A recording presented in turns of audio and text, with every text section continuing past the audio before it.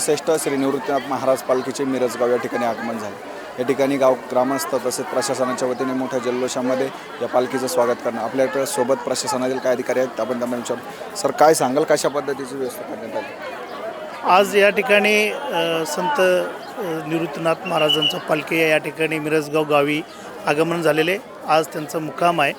आम्ही येणाऱ्या सर्व भाविकांना, माऊलींना, वारकऱ्यांना स्वच्छ पिण्याचं पाणी, आरोग्याची सेवा आणि शौचालय या सर्व नियोजन आम्ही केलेले। या ठिकाणी मदत कक्षही स्थापन केलेले आहे, आरोग्य कक्षही आहे आणि भाविकांना कोणत्याही प्रकारचा अडचणी आम्ही या ठिकाणी येऊ देणार नाही।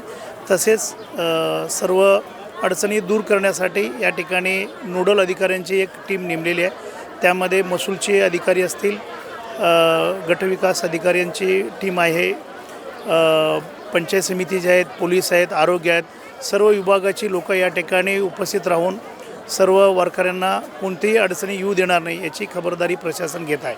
पंचायत समितीच्या वतीने काय नेमकी तयारी करण्यात आली?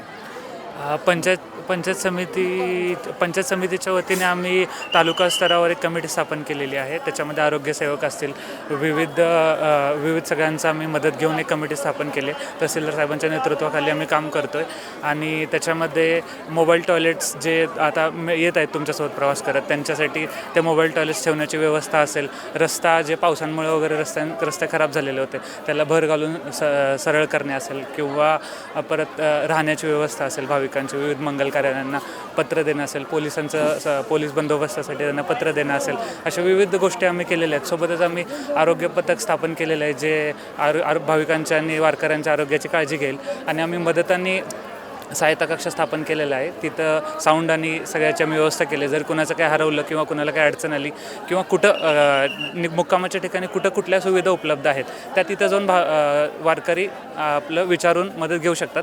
तरी आम्ही प्रत्येक गावानुसार नोडल अधिकारीसुद्धा साहेबांनी दिलेलं आहे, ते तिथं मुक्कामाला कायम राहून 24 तास सेवेमध्ये प्रेझेंट असतात। नक्कीच तुम्ही 24 तास सेवा देता। ग्रामस्थांच्या वतीने कशा पद्धतीची तयारी? ग्रामपंचायतीच्या ग्रामस्थांच्या वतीने गेले 8 ते 15 दिवसापासून माऊलीची दिंडी येणार आहे निवृत्तीनाथांची। त्याकरिता सर्व सुविधा आम्ही मिरजगाव ग्रामपंचायतीच्या वतीने करत आहोत।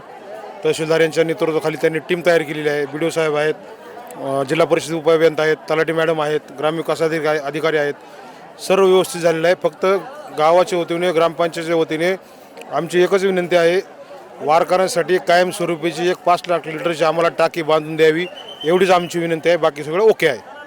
नक्कीच मॅडम, या ठिकाणी चौकशी कक्ष असेल, या सगळ्या गोष्टींचा पाठपुरावा करण्यात आला आहे। नेमका तुम्ही जर माऊली किंवा निवृत्तीनाथांकडे काय मागायचं असेल तर काय मागायचं, त्यांना काय सांगायचं? निवृत्तीनाथ महाराजांच्या पालखीचं स्वागत झालेलं आहे आणि वारकरी लोक भक्तिमय वातावरणात हे करत आहात, तर त्यांचा सर्व प्रवास सुखाचा आणि आनंदाचा हो एवढीच इच्छा आहे। याची देही याची डोळा, अनुभवूया निवृत्तीनाथांच्या संगे पांडुरंगाचा सोहळा। उत्तर महाराष्ट्र न्यूज नेटवर्क प्रस्तुत आनंदवारी। श्री क्षेत्र त्र्यंबकेश्वर ते श्री क्षेत्र पंढरपूर, दररोज फक्त आपल्या उत्तर महाराष्ट्र न्यूज नेटवर्कवर।